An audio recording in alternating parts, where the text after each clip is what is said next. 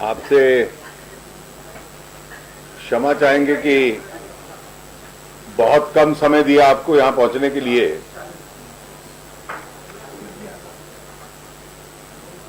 केवल एक छोटे विषय पर मैं टिप्पणी करना चाहूंगा और उसके बाद सौरभ भाई कुछ उसमें ऐड करेंगे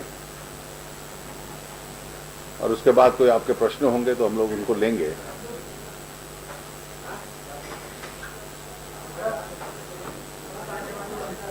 गुजरात सरकार और गुजरात के लोगों की ये शिकायत रही है कि कई विषयों में केंद्र की सरकार गुजरात के साथ भेदभाव करती है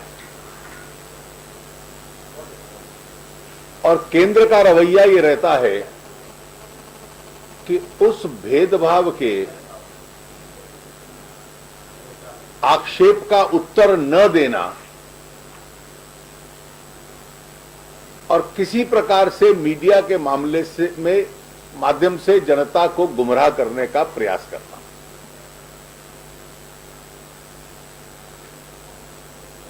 अगर केवल गुजरात के कांग्रेस के नेताओं ने कहा होता तो शायद इसका संज्ञान हम लोग न लेते, लेकिन इस गुमराह करने के प्रयास में और इस गलत बयानी के प्रयास में केंद्र सरकार औपचारिक रूप से शामिल हो गई,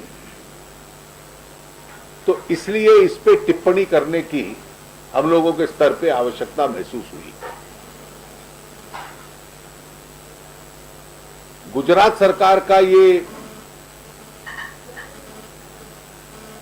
आक्षेप है कि अहमदाबाद की जनता को डोमेस्टिक गैस जो मिलती है वो केंद्र सरकार नहीं देती, इसलिए जीएसपीसी गैस को विदेशों से महंगे दर पे मंगवानी पड़ती है। स्पष्ट आक्षेप यह है कि मुंबई को, दिल्ली को, कई अन्य बड़े छोटे नगरों को मिलती है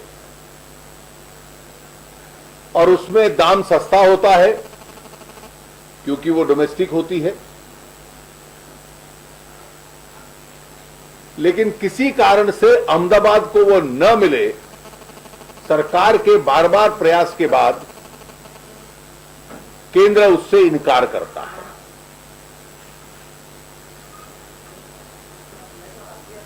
और क्योंकि विदेशों से मंगवानी पड़ती है जीएसपीसी गैस को, तो स्वाभाविक रूप से उसकी कीमत ज्यादा होती है। भेदभाव का स्पष्ट चार्ज यह है कि अहमदाबाद की जनता को महंगी इसलिए मिलती है डोमेस्टिक गैस क्योंकि केंद्र सरकार उसमें सहायता नहीं कर रही।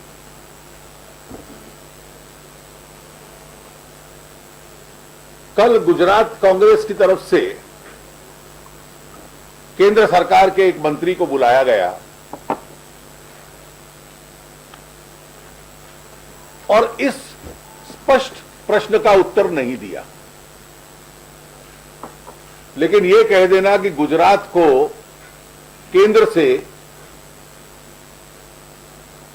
अधिक संख्या में गैस मिलती है, ये आधा सत्य, अर्ध सत्य जो होता है वो गलत वक्तव्य का दूसरा रूप होता है। Half truths are always equivalent to a complete falsehood. केंद्र में एक एम्पावर्ड ग्रुप ऑफ मिनिस्टर्स है,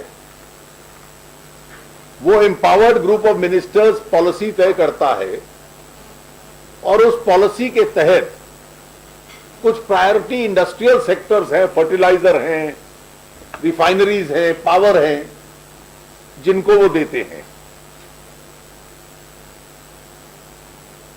वो नीति सारे देश के लिए है और गुजरात में निजी उद्योगों को भी मिलती है। केंद्र सरकार के अपने जो कोऑपरेटिव्स हैं, इफ्को, क्रिप्को, फर्टिलाइजर के, उनको देते हैं। हम लोगों ने ये तो प्रश्न कभी नहीं उठाया कि आप फर्टिलाइजर इंडस्ट्री को या पावर सेक्टर को या रिफाइनरीज को क्यों दे रहे हो।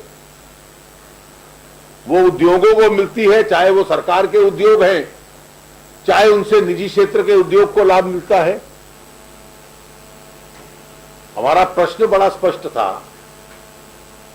कि जो दिल्ली और मुंबई के घरेलू उपभोक्ताओं को मिलती है, डोमेस्टिक कंज्यूमर्स को मिलती है, वो अहमदाबाद को क्यों नहीं मिल रही। The question was with regard to non supply of domestic gas to the domestic consumers in Ahmedabad, और इसलिए गुजरात सरकार की कंपनी को विदेशों से मंगवा कर देनी पड़ती है महंगी। तो उन्होंने कहा फर्टिलाइजर इंडस्ट्री को मिलती है, पावर इंडस्ट्री को मिलती है, वो तो सारे देश में मिलती है, वो केवल गुजरात में नहीं मिलती। और गुजरात में जिन फर्टिलाइजर उद्योगों को मिलती है वो केंद्र सरकार के भी हैं। तो गुजरात की, अहमदाबाद की जनता के कोटे में इफ्को, क्रिप्को को तो मत डालिए। रिफाइनरीज जो बड़े बड़े औद्योगिक घरानों की हैं उनको तो मत डालिए यहां के डोमेस्टिक कंज्यूमर के खाते में।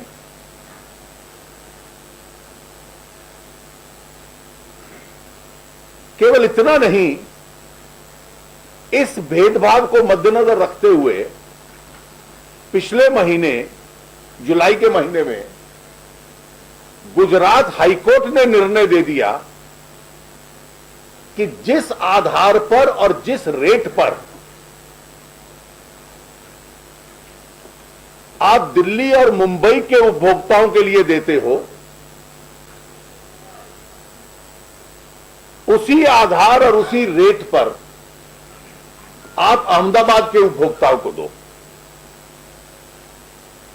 Why should those living in Ahmedabad city be discriminated against as against those living in Mumbai and Delhi? So at the rate and the quantities which you are giving to consumers in Delhi and Mumbai, please give it to the consumers of Ahmedabad. ये तो high court का भी निर्णय है। ये domestic gas की बात है। इसका उत्तर ये नहीं कि देश भर में हम देते हैं फर्टिलाइजर को, गुजरात में भी देते हैं फर्टिलाइजर को।